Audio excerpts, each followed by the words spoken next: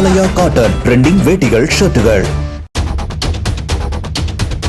சென்னை ஆவடியில் புதியதாக கட்டப்பட்டு வரும் 2 வீடுகள் மற்றும் 2 கடைகளுக்கு மின் இணைப்பு வழங்க 15,000 ரூபாயை லஞ்சமாக வாங்கிய மின்வாரிய வருவாய் மேற்பார்வையாளர் கைது செய்யப்பட்டார். ரசாயனம் தடவப்பட்ட ரூபாய் நோட்டுகளை வருவாய் மேற்பார்வையாளர் பாலசுப்ரமணியம் பெற்றபோது மறைந்திருந்த லஞ்ச ஒழிப்பு போலீசார் கையும் களவுமாக பிடித்தனர்.